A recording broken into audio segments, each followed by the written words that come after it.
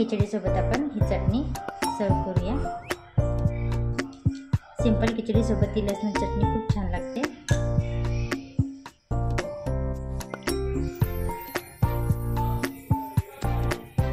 आज आपण करणार आहोत सिंपल मुगाची डाळीची खिचडी। त्यासाठी आपण 1 वाटी तांदूळ आणि अर्धी वाटी मुगाची डाळ घेतली। फोडणीसाठी लसूण, कढीपत्ता, कोथिंबीर, जिरा, मोहरी, हळद। खिचडीला फोडणी देण्यासाठी कुकर गॅसवर ठेवले, त्यामध्ये तेल 1 पळी तेल टाकले आणि बाजूलाच पातेल्यामध्ये या वाटीने आपण 1 ग्लास तांदूळ घेतले होते, 3 वाटी पाणी गरम करण्यासाठी ठेवले, खिचडीमध्ये टाकण्यासाठी।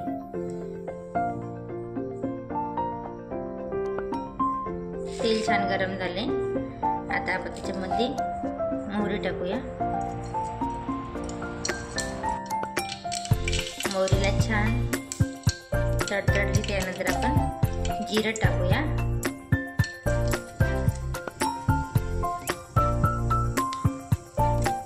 लसूण टाकूया। लसूण छान क्रिस्पी होईपर्यंत तेलामध्ये होऊ द्यायचा,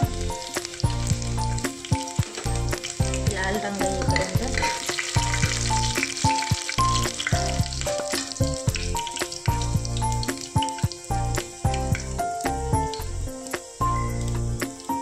लसूण छान लाल झालाय। आता आपण कढीपत्ता टाकूया। अर्धा चमचा हळद टाकूया, थोडीशी कोथिंबीर,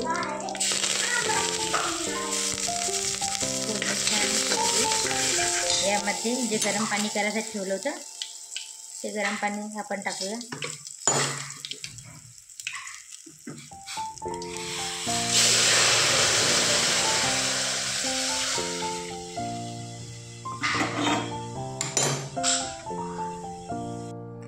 तांदूळ 3 पाण्याने स्वच्छ धुवून घेतले। आता आपण ते खिचडीमध्ये टाकून घेऊया।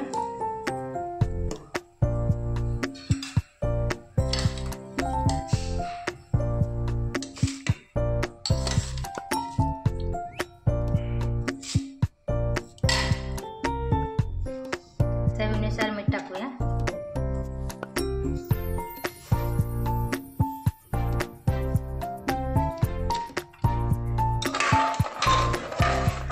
छान हलवून घेऊया।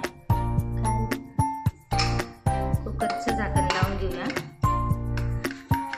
3 शिट्ट्या होईपर्यंत मीडियम गॅसवरती आपल्याला खिचडी छान होऊ द्यायची।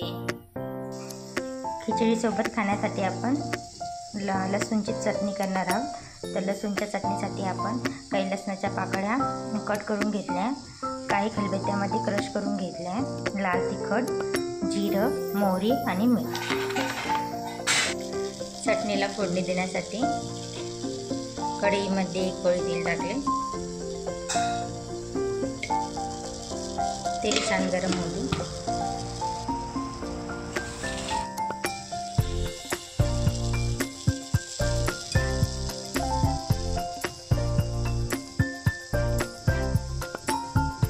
तेल छान गरम झाले।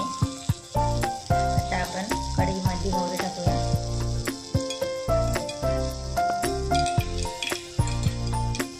मोहरी छान तडतडली आहे। आता आपण जिरं टाकूया।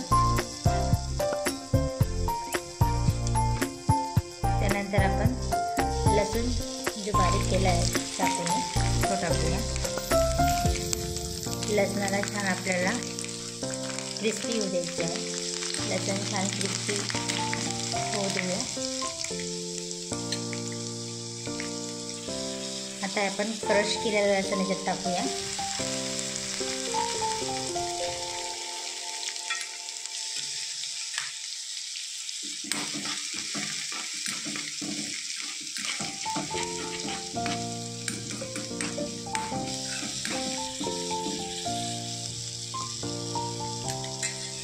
चटणीचा छान वास येते।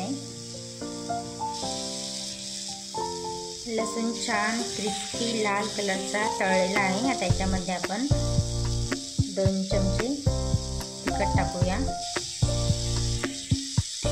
आणि चवीनुसार मीठ टाकूया।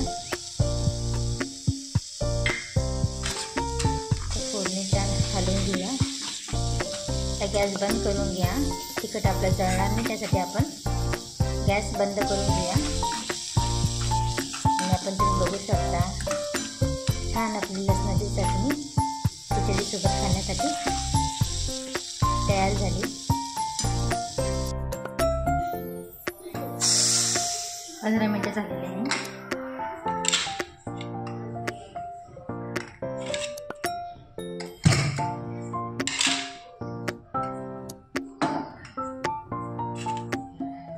खिचडी सर्व करूया. तुम्ही बघू शकता छान खिचडी झालेली आहे.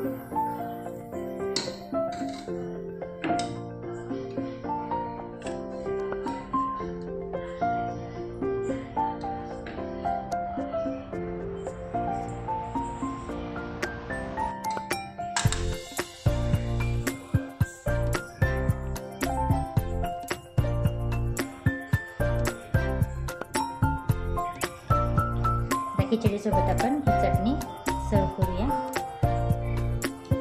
सिंपल खिचडीसोबत ही लसणाची चटणी खूप छान लागते.